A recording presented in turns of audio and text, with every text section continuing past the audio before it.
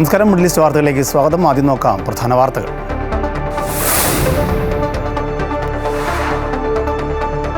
ആഗോള തീരുവ ചുമത്തലുമായി അമേരിക്ക മുന്നോട്ട്. പ്രഖ്യാപനം നാളെ.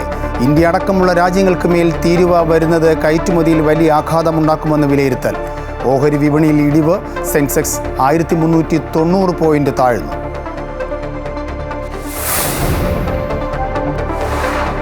വഖഫ് നിയമ ഭേദഗതി ബിൽ നാളെ ലോക്സഭയിൽ.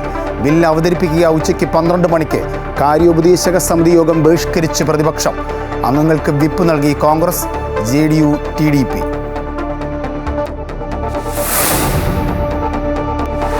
കേന്ദ്ര ആരോഗ്യമന്ത്രിയുമായി കൂടിക്കാഴ്ച നടത്തി മന്ത്രി വീണ ജോർജ്.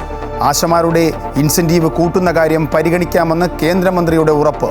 കേരളത്തിന്റെ കുടിശ്ശിക കാര്യത്തിൽ അനുകൂല നിലപാട് പ്രതീക്ഷിക്കുന്നു. ഓണറേറിയം കൂട്ടുന്നതിലാണ് ഉറപ്പ് വേണ്ടതെന്ന് സമരസമിതി.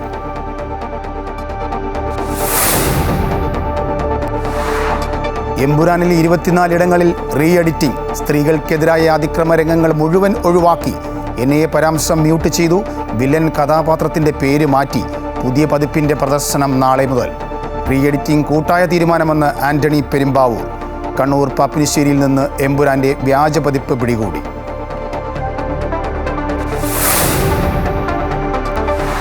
CPM 24-ാം പാർട്ടി കോൺഗ്രസിന് നാളെ തുടക്കമാകും. മുഖ്യമന്ത്രി പിണറായി വിജയനും 9 മന്ത്രിമാരും മധുരയിൽ. ജനറൽ സെക്രട്ടറി സ്ഥാനത്തേക്ക് പരിഗണിക്കുന്നത് PB അംഗങ്ങളായ MA ബേബി, അശോക് ദാവളെ എന്നിവരുടെ പേരുകൾ. BCCI വാർഷിക കരാറിൽ അന്തിമ തീരുമാനം നാളെ. രോഹിത് ശർമ്മയും വിരാട് കോഹ്ലിയും A+ കാറ്റഗറിയിൽ തുടരും. ശ്രേയസ് അയ്യരെ ഉൾപ്പെടുത്തും. ഇഷാൻ കിഷനെ പരിഗണിക്കാൻ ഇടയില്ലെന്ന് റിപ്പോർട്ട്.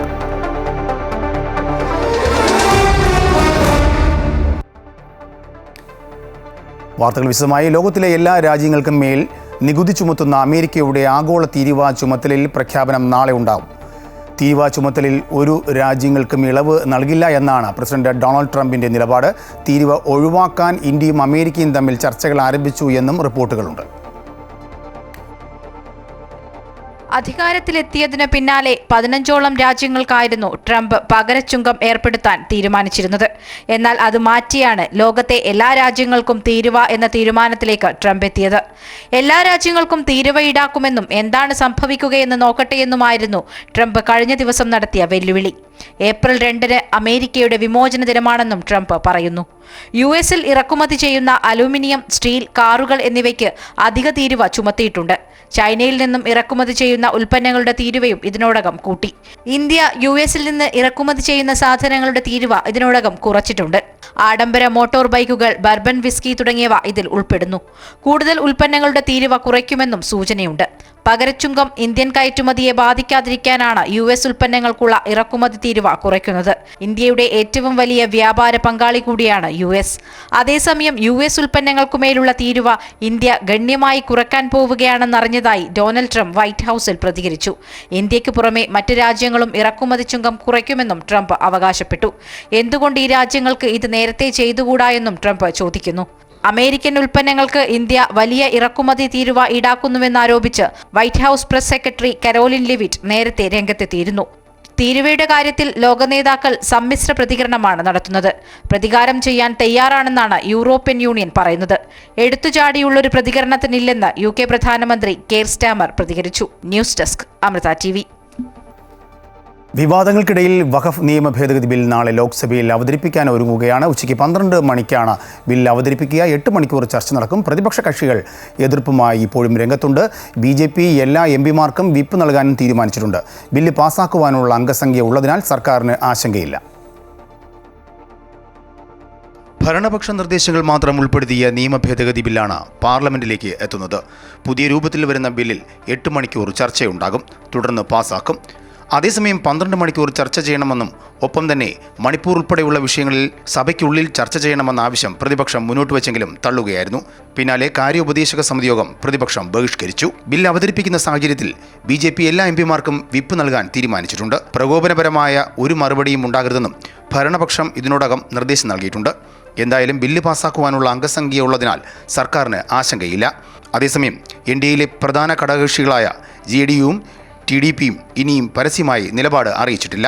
വഖഫ് ബില്ലിനെ എതിർക്കുമെന്ന് കോൺഗ്രസിന്റെ വടക്കേ ഇന്ത്യയിലെ എംപിമാർ നിലപാട് എടുത്തിട്ടുണ്ട്. പ്രതിപക്ഷ നിർദ്ദേശങ്ങൾ പാടെ തള്ളിയാണ് JPC റിപ്പോർട്ട് തയ്യാറാക്കിയത്. ബില്ലിൽ KCBCയും CBCയെയും ഒക്കെ പിന്തുണ പ്രഖ്യാപിച്ച സാഹചര്യത്തിൽ സർക്കാരിന് ആത്മവിശ്വാസം കൂടിയിട്ടുണ്ട്.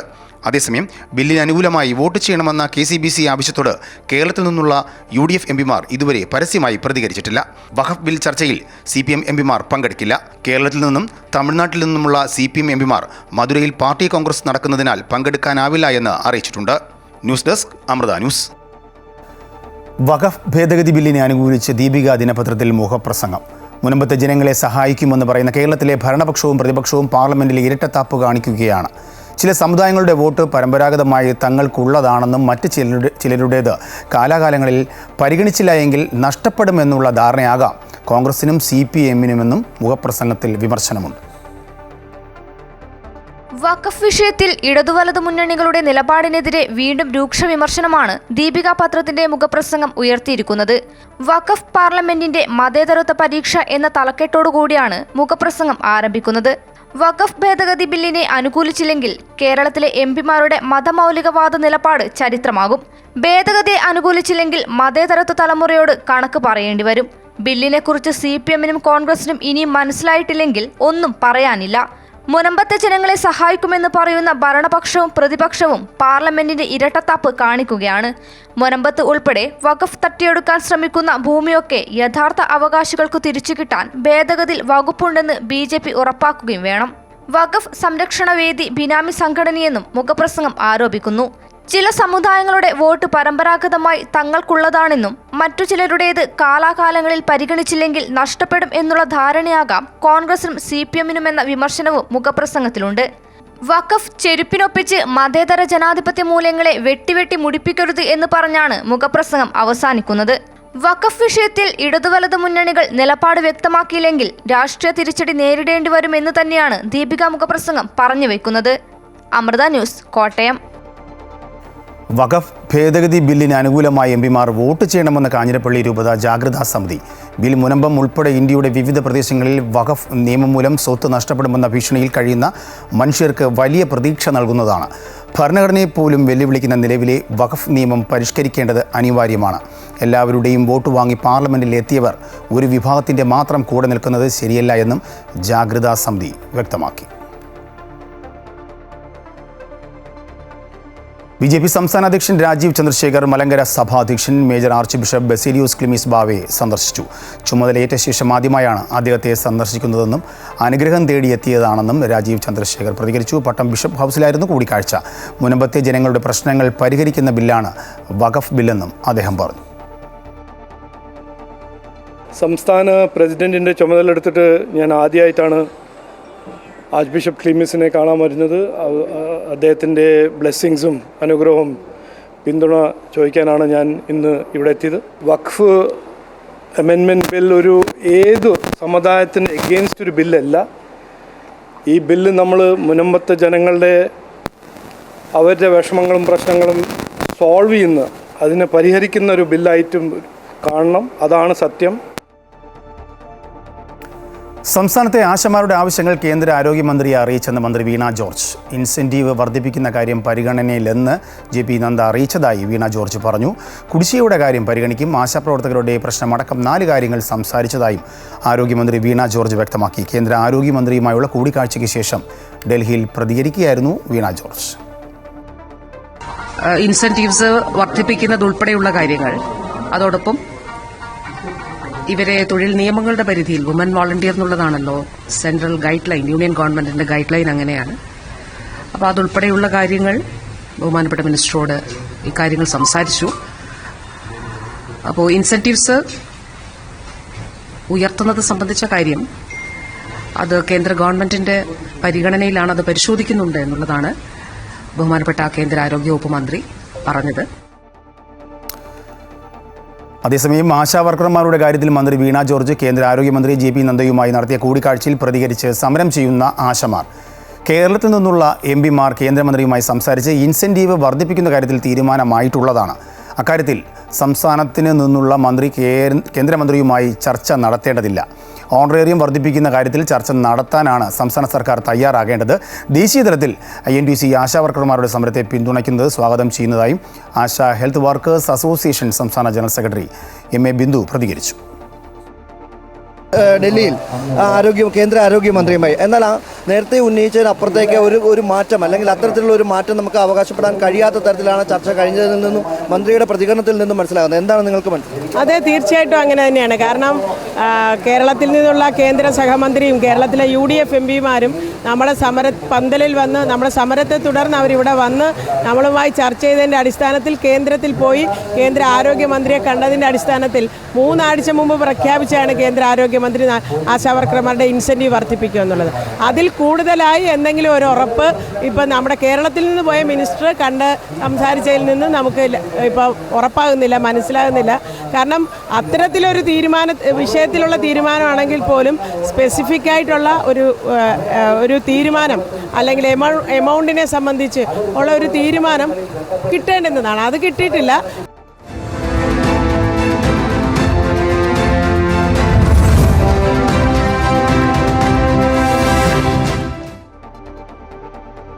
കണ്ണൂർ പാപ്പിനിശ്ശേരിയിൽ നിന്ന് എമ്പുരാൻ സിനിമയുടെ വ്യാജ പതിപ്പ് പിടികൂടി. രഹസ്യ വിവരം അനുസരിച്ച് തമ്പുരു കമ്മ്യൂണിക്കേഷൻ എന്ന സ്ഥാപനത്തിൻ്റെ കമ്പ്യൂട്ടർ വളപട്ടണം പോലീസ് പിടിച്ചെടുത്തു. Kannur city police commissioner P. Nithin രാജിന് ലഭിച്ച രഹസ്യ വിവരത്തിൻ്റെ അടിസ്ഥാനത്തിലാണ് പോലീസ് പരിശോധന നടത്തിയത്. സ്ഥാപനത്തിൽ പെൻഡ്രൈവുമായി എത്തുന്നവർക്ക് ചിത്രത്തിൻ്റെ പകർപ്പ് പണം വാങ്ങി കോപ്പി ചെയ്ത് നൽകുകയായിരുന്നു. Valapattanam SHO B. Karthik, inspector TP Sumesh എന്നിവരുടെ നേതൃത്വത്തിലാണ് റെയ്ഡ് നടത്തിയത്. വ്യാജ പതിപ്പ് പിടികൂടിയതിനെ തുടർന്ന് കട പൂട്ടി സീൽ ചെയ്തിട്ടുണ്ട്. ഉടമയ്ക്കെതിരെ ആൻറ്റി പൈറസി ആക്ട് പ്രകാരം കേസ് എടുത്തിട്ടുണ്ടെന്ന് പോലീസ് അറിയിച്ചു. എമ്പുരാൻ സിനിമയിൽ 24 ഇടങ്ങളിൽ സെൻസർ ബോർഡിൻ്റെ വെട്ട്. ചിത്രത്തിലെ സ്ത്രീകൾക്കെതിരായ അതിക്രമ രംഗങ്ങൾ പൂർണ്ണമായും ഒഴിവാക്കി. NIA പരാമർശിക്കുന്ന ഭാഗം മ്യൂട്ട് ചെയ്തു. ചിത്രത്തിലെ നന്ദിക്കാടിൽ നിന്നും കേന്ദ്ര സഹമന്ത്രി സുരേഷ് ഗോപിയുടെ പേരും ഒഴിവാക്കിയിട്ടുണ്ട്. മോഹൻലാൽ പൃഥ്വിരാജ് ചിത്രം എമ്പുരാനെതിരെ കടുത്ത പ്രതിഷേധമുയർന്നതിനെ തുടർന്നാണ് സിനിമയിലെ ഭാഗങ്ങൾ റീഎഡിറ്റ് ചെയ്യാൻ സെൻസർ ബോർഡ് നിർദ്ദേശിച്ചത്.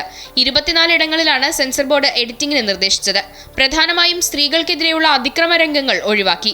പ്രധാന കഥാപാത്രവും വില്ലൻ കഥാപാത്രവും തമ്മിലുള്ള സംഭാഷണത്തിലും പൃഥ്വിരാജിന്റെ കഥാപാത്രവും പൃഥ്വിരാജിന്റെ അച്ഛൻ കഥാപാത്രവും തമ്മിലുള്ള സംഭാഷണത്തിലും മാറ്റം വരുത്തിയിട്ടുണ്ട്. NIA പരാമർശിക്കുന്ന ഭാഗങ്ങൾ മ്യൂട്ട് ചെയ്തിട്ടുണ്ട്. സിനിമയുടെ ആദ്യ ഭാഗത്ത് നന്ദി പ്രദർശിപ്പിക്കുന്നതിൽ നിന്നും കേന്ദ്ര സഹമന്ത്രി സുരേഷ് ഗോപിയുടെ പേര് ഒഴിവാക്കിയിട്ടുണ്ട്. പ്രധാന കഥാപാത്രത്തിന്റെ പേര് ബൽദേവ് എന്നാക്കി. മതചിഹ്നങ്ങളുടെ പശ്ചാത്തലത്തിൽ വാഹനങ്ങൾ കടന്നുപോകുന്ന സീനുകളും ചിത്രത്തിൽ നിന്ന് ഒഴിവാക്കി. 2 മിനിറ്റ് 8 സെക്കൻഡിന്റെ എഡിറ്റിംഗ് ആണ് സെൻസർ ബോർഡ് നിർദ്ദേശിച്ചിരിക്കുന്നത്. ചിത്രത്തിൽ ആദ്യ ഭാഗത്തിന്റെ എഡിറ്റിംഗ് ആണ് പൂർത്തിയായത്. 2ാം ഭാഗത്തിന്റെ എഡിറ്റിംഗ് രാത്രിയോടെ പൂർത്തിയാകും. ഇതോടെ നാളെ മാറ്റങ്ങളോടെ ചിത്രം പ്രദർശനത്തിനെത്തും. അമൃത ന്യൂസ്, തിരുവനന്തപുരം. എമ്പുരാൻ സിനിമയുടെ പ്രദർശനം തടയണമെന്ന ആവശ്യം ഹൈക്കോടതി തള്ളി. ഹർജി പ്രശസ്തിക്ക് വേണ്ടിയാണെന്നും ഹർജിക്കാരൻ്റെ ഉദ്ദേശശുദ്ധിയിൽ സംശയമുണ്ടെന്നും കോടതി പറഞ്ഞു. BJP തൃശൂർ മുൻ ജില്ലാ കമ്മിറ്റി അംഗം VV വിജേഷ് നൽകിയ ഹർജി പരിഗണിക്കുകയായിരുന്നു കോടതി. ഹർജി നൽകിയ വിജേഷിനെ പ്രാഥമിക അംഗത്വത്തിൽ നിന്ന് BJP സസ്പെൻഡ് ചെയ്തു. സെൻസർ ബോർഡ് വിലയിരുത്തി പ്രദർശനാനുമതി നൽകിയ സിനിമയുടെ പ്രദർശനം തടയേണ്ട ആവശ്യം എന്ത് എന്ന് ഹർജി പരിഗണിക്കവേ ഹൈക്കോടതി ചോദിച്ചു. സിനിമയുടെ പേരിൽ കേരളത്തിൽ ഒരിടത്തും കേസെടുക്കേണ്ട സാഹചര്യം ഉണ്ടായിട്ടില്ല എന്ന് സംസ്ഥാന സർക്കാർ കോടതിയെ അറിയിച്ചു. ഹർജിയിൽ കേന്ദ്ര സർക്കാരിനും സെൻസർ ബോർഡിനും കോടതി നോട്ടീസ് അയക്കാൻ നിർദ്ദേശിച്ചുവെങ്കിലും മറ്റെതിർകക്ഷികളായ മോഹൻലാൽ, പൃഥ്വിരാജ്, അണിയറ പ്രവർത്തകർ എന്നിവരെ നടപടിയിൽ നിന്ന് ഒഴിവാക്കി. ഹർജിയിൽ പിന്നീട് വിശദമായ വാദം കേൾക്കും. എമ്പുരാൻ മതവികാരം വ്രണപ്പെടുത്തുന്നതാണെന്നും കലാപം സൃഷ്ടിക്കാൻ സാധ്യതയുണ്ടെന്നുമായിരുന്നു ഹർജിയിലെ ആരോപണം. അതിനിടെ ഹർജി നൽകിയ BJP തൃശൂർ ജില്ലാ കമ്മിറ്റി അംഗം വിജേഷിനെ പാർട്ടിയുടെ പ്രാഥമിക അംഗത്വത്തിൽ നിന്ന് സസ്പെൻഡ് ചെയ്തു. വിജേഷ് ഹർജി നൽകിയത് BJPയുടെ അറിവോടെയല്ല എന്നും സ്വന്തം നിലയ്ക്കാണെന്നും പാർട്ടി ജില്ലാ നേതൃത്വം വ്യക്തമാക്കി. പാർട്ടി നയത്തിനെതിരെ ആര് പ്രവർത്തിച്ചാലും ശക്തമായ നടപടി സ്വീകരിക്കുമെന്ന് BJP തൃശൂർ ജില്ലാ പ്രസിഡന്റ് ജസ്റ്റിൻ ജേക്കബ് പറഞ്ഞു. വിജീഷ് എന്ന് പറയുന്ന വ്യക്തി കൊടുത്തിരിക്കുന്ന ഹൈക്കോടതിയെ സമീപിച്ചിരിക്കുന്നതുമായിട്ട് BJPക്ക് യാതൊരു ബന്ധവുമില്ല എന്നുള്ളതാണ് BJPക്ക് സൂചിപ്പിക്കാനുള്ള നിലപാട്. News desk, Amrita TV. Empuraan സിനിമ റീഎഡിറ്റ് ചെയ്തത് മറ്റാരുടെയും നിർദ്ദേശപ്രകാരമല്ല എന്നും സ്വന്തം ഇഷ്ടപ്രകാരമെന്നും നിർമ്മാതാവ് ആന്റണി പെരുമ്പാവൂർ. ഇത് കൂട്ടായി എടുത്ത തീരുമാനമാണെന്നും പൃഥ്വിരാജിനെ ആരും ഒറ്റപ്പെടുത്തിയിട്ടില്ല എന്നും ആന്റണി പെരുമ്പാവൂർ പറഞ്ഞു. എമ്പുരാൻ 200 കോടി ക്ലബിൽ കയറിയതിൽ സന്തോഷമുണ്ട്. ജനങ്ങൾ സിനിമ സ്വീകരിച്ചുവെന്നും ആന്റണി പെരുമ്പാവൂർ പറഞ്ഞു.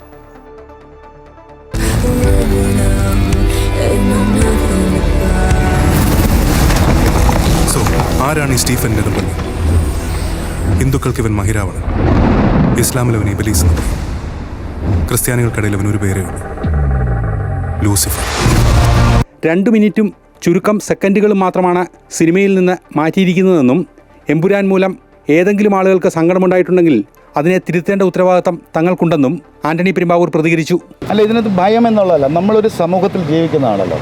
അപ്പോൾ നമ്മൾ മറ്റുള്ള ആൾക്കാരെ ദ്രോഹിക്കാനോ അല്ലെങ്കിൽ വേറെ ആൾക്ക് വിഷമമുണ്ടാകുന്ന കാര്യങ്ങളൊന്നും ജീവിതത്തിൽ ചെയ്യണമെന്ന് ആഗ്രഹിച്ച് സിനിമ ചെയ്യുന്ന ഒരു ഗ്രൂപ്പല്ല ഞങ്ങളാരും.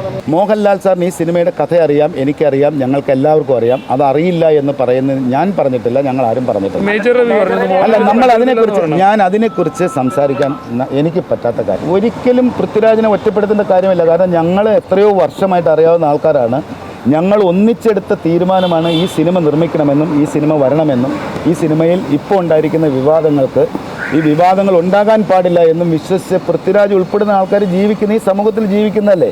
വലിയ പ്രശ്നങ്ങളിലേക്കൊന്നും സിനിമ പോയിട്ടില്ലെന്നും സിനിമ ഉണ്ടാക്കുന്ന സമയത്ത് തന്നെ മുൻകാലങ്ങളിലും ഇതുപോലുള്ള വിവാദങ്ങൾ സംഭവിച്ചിട്ടുണ്ടെന്നും അദ്ദേഹം പറഞ്ഞു. സിനിമയുടെ കഥ മോഹൻലാൽ ഉൾപ്പെടെ എല്ലാവർക്കും അറിയാമായിരുന്നു. ഇപ്പോഴത്തെ തീരുമാനത്തിൽ മുരളി ഗോപിക്കും വിയോജിപ്പില്ല. എല്ലാവരുടെയും സമ്മതം ഇതിനാവശ്യമാണ്. ഈ സിനിമ വന്നപ്പോൾ ഏതെങ്കിലും ആൾക്കാർക്ക് അതിനകത്ത് സങ്കടമുണ്ടെങ്കിൽ ആ സങ്കടത്തിനെ നമ്മൾ കറക്റ്റ് ചെയ്യേണ്ട ഉത്തരവാദിത്വം ഒരു സിനിമ നിർമ്മാതാവ് എന്നുള്ള നിലയിലും സംവിധായകനും അതിനകത്ത് അഭിനയിച്ച ആൾക്കാർക്കും ഒക്കെ ഒരു ബാധ്യതയുണ്ടെന്ന് വിശ്വസിക്കുന്ന ഒരാളാണ് ഞാൻ. ആ വിശ്വാസത്തിൻ്റെ പേരിൽ ഞങ്ങളുടേതായ ഒരു തീരുമാനമാണ്, ഞങ്ങൾ ഒന്നിച്ച് കൂടായിട്ട് എടുത്തൊരു തീരുമാനമാണ്. അതിലൂടെയാണ് ഈ ഒരു എഡിറ്റ് നടന്നിരിക്കുന്നത്.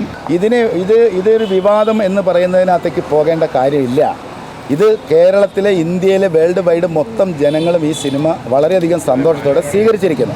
മലയാള സിനിമയെ മറ്റൊരു തലത്തിലേക്ക് എത്തിക്കുക എന്നത് മാത്രമാണ് ലക്ഷ്യമിട്ടതെന്നും ജനങ്ങൾ അത് സ്വീകരിച്ചുവെന്നും ആന്റണി പെരുമ്പാവൂർ പറഞ്ഞു. ലൂസിഫറിന്റെ 3-ാം ഭാഗം ഉണ്ടാവുമെന്നും ആന്റണി പെരുമ്പാവൂർ വ്യക്തമാക്കി.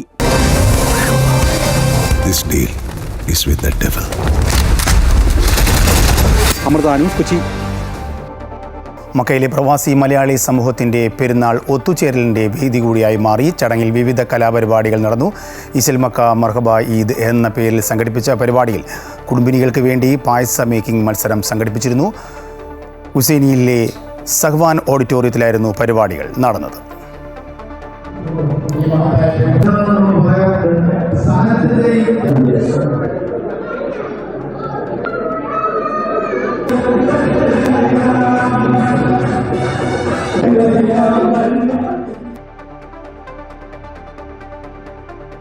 CPM 24-ാം പാർട്ടി കോൺഗ്രസിന് മധുരയിൽ നാളെ തുടക്കമാവും. സീതാറാം യെച്ചൂരി നഗറിൽ മുതിർന്ന നേതാവ് ബിമൻ ബസു പതാക ഉയർത്തുന്നതോടുകൂടിയാണ് സമ്മേളനം തുടങ്ങുക. PB അംഗങ്ങളായ MA ബേബി, മഹാരാഷ്ട്രയിൽ നിന്നുള്ള അശോക് ദാവ്ളെ എന്നീ പേരുകൾ പാർട്ടി ജനറൽ സെക്രട്ടറി സ്ഥാനത്തേക്ക് പരിഗണിക്കുന്നുണ്ട് എന്നാണ് വിവരം. അതേസമയം ബേബിയുടെ കാര്യത്തിൽ മുഖ്യമന്ത്രി പിണറായി വിജയൻ്റെ നിലപാട് നിർണായകമാകും. എന്തായാലും വനിതാ സെക്രട്ടറി ഉണ്ടാകാൻ സാധ്യതയില്ല. 6 വരെയാണ് പാർട്ടി കോൺഗ്രസ് ചേരുന്നത്. രാഷ്ട്രീയമായും സംഘടനാപരമായും CPM-നെ സംബന്ധിച്ച് ഏറ്റവും നിർണായകമാകുന്ന പാർട്ടി കോൺഗ്രസിനാണ് നാളെ മധുരയിൽ തുടക്കമാകുന്നത്. ദീപശിഖ പതാക ജാഥകൾ വൈകിട്ട് മുൻ ജനറൽ സെക്രട്ടറി സീതാറാം യെച്ചൂരിയുടെ പേരിലുള്ള സമ്മേളന നഗറിൽ എത്തിച്ചേരും. നാളെ രാവിലെ സീതാറാം യെച്ചൂരി നഗറിൽ മുതിർന്ന നേതാവ് ബിമൻ ബസു പതാക ഉയർത്തുന്നതോടെ സമ്മേളനത്തിന് തുടക്കമാകും. കോടിയേരി ബാലകൃഷ്ണന്റെ പേരിലുള്ള കോൺഫറൻസ് ഹാളിലാണ് പ്രതിനിധി സമ്മേളനം ചേരുക. പുതിയ ജനറൽ സെക്രട്ടറിയുടെ തെരഞ്ഞെടുപ്പ് തന്നെയായിരിക്കും പാർട്ടി കോൺഗ്രസിനെ ശ്രദ്ധേയമാക്കുന്നത്. കേന്ദ്ര നേതൃത്വത്തിൽ സംഘടനാ ചുമതല വഹിക്കുന്ന മുതിർന്ന നേതാവ് MA ബേബി, മഹാരാഷ്ട്രയിൽ നിന്നുമുള്ള നേതാവും കിസാൻ സഭ അഖിലേന്ത്യാ സെക്രട്ടറിയുമായ അശോക് ദാവ്ളെ എന്നിവരാണ് പാർട്ടി ജനറൽ സെക്രട്ടറി സ്ഥാനത്തേക്ക് പരിഗണിക്കപ്പെടുന്നത്. കേരള നേതാക്കൾക്ക് ബേബിയോടിപ്പോൾ കാര്യമായ അകൽച്ചയില്ലെങ്കിലും മുഖ്യമന്ത്രി പിണറായി വിജയന്റെ നിലപാട് നിർണായകമാകും.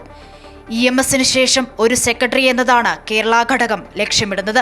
പ്രായപരിധി നടപ്പിലാക്കുമ്പോൾ മണിക് സർക്കാർ, സൂര്യകാന്ത് മിശ്ര, സുഭാഷിണി അലി, P രാമകൃഷ്ണൻ, ബൃന്ദ കരാട്ട് അടക്കം നേതൃനിരയിൽ നിന്നും 7 പേര് ഇക്കുറി ഒഴിഞ്ഞേക്കും. പിണറായി വിജയനൊപ്പം പോളിറ്റ് ബ്യൂറോ കോർഡിനേറ്റർ പ്രകാശ് കാരാട്ടിനും ഇളവ് നൽകിയേക്കും. PB-യിൽ കേരളത്തിൽ നിന്നും നിലവിൽ 4 പേരുള്ളതുകൊണ്ട് പുതിയ ആരുമെത്താൻ ഇടയില്ല. ബൃന്ദ കാരാട്ട്, സുഭാഷിണി അലി എന്നിവർ ഒഴിയുന്നതിനാൽ KK ശൈലജയ്ക്ക് സാധ്യതയുണ്ട്.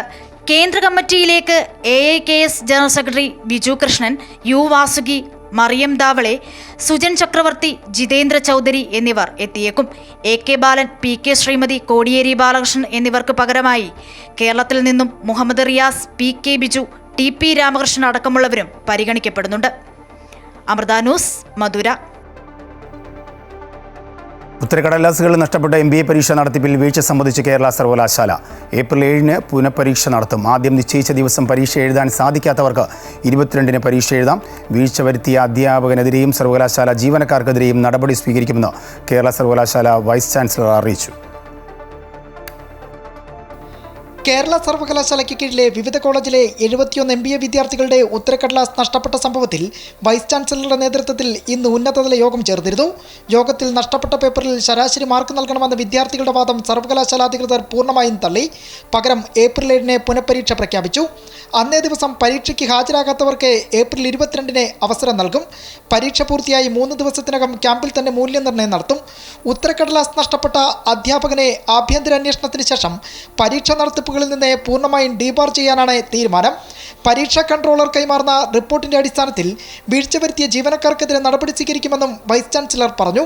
യൂണിവേഴ്സിറ്റിയുടെ ഭാഗത്തു നിന്ന് ചില പിഴവുകൾ തീർച്ചയായിട്ടും സംഭവിച്ചിട്ടുണ്ട്. അധ്യാപകൻ്റെ ഭാഗത്തു നിന്നും വളരെ കാര്യമായ പ്രശ്നവും ഉണ്ടായിട്ടുണ്ട്. പരീക്ഷ നടത്താൻ തന്നെയാണ് തീരുമാനം. 7-ാം തീയതി പരീക്ഷ നടത്തുമെന്ന് നേരത്തെ കൺട്രോളർ അറിയിച്ചിട്ടുള്ളതാണ്. അന്ന് തന്നെ പരീക്ഷ നടത്തും. പക്ഷേ എല്ലാ കുട്ടികൾക്കും എഴുതാൻ പറ്റില്ല എന്ന് യൂണിവേഴ്സിറ്റിക്ക് അറിയാം. അതുകൊണ്ട് ഇതേ പരീക്ഷ തന്നെ 22-ാം തീയതിയും വീണ്ടും നടത്തും. അപ്പോൾ 1000 പേരുടെ റിസൾട്ടും വിത്തിൻ 3-4 ഡേയ്സ് പ്രസിദ്ധീകരിക്കും. എന്നാൽ ഉത്തരക്കടലാസ് നഷ്ടപ്പെട്ട കാര്യം പോലീസിൽ അറിയിക്കാൻ സർവകലാശാല വൈകിയെന്ന ചോദ്യത്തിന് കൃത്യമായ മറുപടി കേരള സർവകലാശാല നൽകുന്നില്ല. അതേസമയം സർവകലാശാല തീരുമാനത്തെ നിയമപരമായി നേരിടുമെന്ന് പരീക്ഷ എഴുതിയ വിദ്യാർത്ഥികൾ. ലീഗലി മൂവ് ചെയ്യാനാണ് ഇപ്പോൾ താല്പര്യമുള്ളത്. പിന്നെ 22-ാം തീയതി ആരുടെ ചോദിച്ചാണ് ഇത്രയും പിള്ളേർക്ക് എഴുതാൻ പറ്റും എന്നുള്ള തീരുമാനം എടുത്ത് എനിക്ക് അറിയത്തില്ല. കാര്യം പുറത്ത് നിൽക്കുന്ന ആൾക്ക് ഒരിക്കലും 22-ാം തീയതി വന്ന് എഴുതാൻ പറ്റുമെന്ന് അയാൾ ഒരിടത്തും പറഞ്ഞിട്ടില്ല. ഇപ്പോൾ ഈ തീരുമാനം എടുത്തത് നമ്മുടെ ഒരാളത്ത് പോലൊരു അഭിപ്രായം ചോദിച്ചിട്ടല്ലേ തീരുമാനം എടുത്തത്. പിന്നെ ഇപ്പോൾ ഇത്രയും മീഡിയാസിനെ പറ്റിക്കാനും നമ്മളെ പറ്റിക്കാനും വെറുതെ ഇവിടെ ഒരു മീറ്റിംഗ് കൂടി എന്നിട്ട് വെറുതെ നേരത്തെ എടുത്ത തീരുമാനം തന്നെയാണ് ഇപ്പോൾ പറഞ്ഞത്. അതിലെന്ത് അർത്ഥമുണ്ടെന്ന് എനിക്കറിയത്തില്ല. ഇപ്പം നമ്മൾ വെറുതെ കണ്ണിൽ പൊടിയിടുന്ന പോലെയായിരുന്നു ഇപ്പോഴത്തെ മീറ്റിംഗ് നടന്നത്. നിലവിൽ വൈസ് ചാൻസലർ DGPക്ക് നൽകിയ പരാതിയിൽ പോലീസ് അന്വേഷണവും നടക്കുകയാണ്. ക്യാമറമാൻ സനൽകുമാറിനൊപ്പം KB ശ്യാമപ്രസാദ്, അമൃത ന്യൂസ്, തിരുവനന്തപുരം. ഗുജറാത്തിൽ പടക്കശാലയിലുണ്ടായ തീപിടുത്തത്തിൽ മരണം 18ആയി. പരിക്കേറ്റ് ആശുപത്രിയിൽ കഴിയുന്ന 4 പേരിൽ 3 പേരുടെ നില ഗുരുതരമാണ്. ഫാക്ടറി ലൈസൻസ് ഇല്ലാതെയാണ് പ്രവർത്തിച്ചത്. 2 പേർ അറസ്റ്റിലായിട്ടുണ്ട്. ബോയിലർ പൊട്ടിത്തെറിച്ചാണ് തീപിടുത്തമുണ്ടായതെന്നാണ് പ്രാഥമിക നിഗമനം.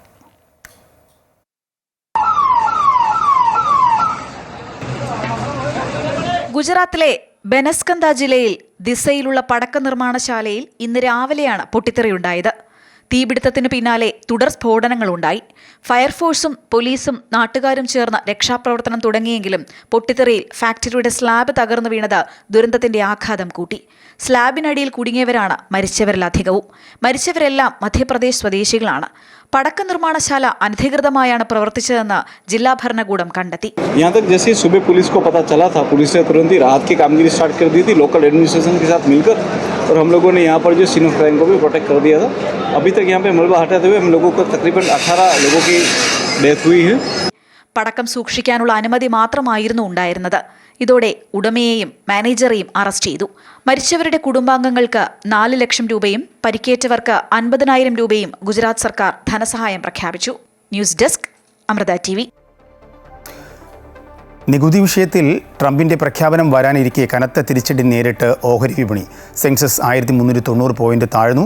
നിഫ്റ്റി ആകട്ടെ 353 പോയിന്റ് താഴ്ന്ന് 23,165 വ്യാപാരം അവസാനിപ്പിച്ചു. നിക്ഷേപകർക്ക് നഷ്ടം 3.6 ലക്ഷം കോടി രൂപയാണ്.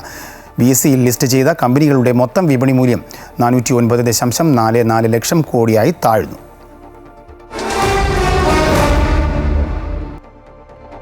കായിക വാർത്തകൾ നോക്കാം. അടുത്ത വർഷത്തേക്കുള്ള ഇന്ത്യൻ ക്രിക്കറ്റ് താരങ്ങളുടെ BCCIയുടെ വാർഷിക കരാർ സംബന്ധിച്ച് ധാരണയായതായി റിപ്പോർട്ട്. വാർത്ത പുറത്തുവിട്ട റിപ്പോർട്ട് പ്രകാരം ക്യാപ്റ്റൻ രോഹിത് ശർമ്മയും വിരാട് കോഹ്ലിയും T20 ക്രിക്കറ്റിൽ നിന്ന് വിരമിച്ചെങ്കിലും A+ കാറ്റഗറിയിൽ തുടരുമെന്നാണ് വിവരം. ശ്രേയസ് അയ്യരെ വീണ്ടും കരാറിൽ ഉൾപ്പെടുത്തുമെന്നും ഇഷാൻ കിഷനെ ഇത്തവണയും പരിഗണിക്കാനിടയില്ല എന്നും റിപ്പോർട്ടിൽ പറയുന്നു.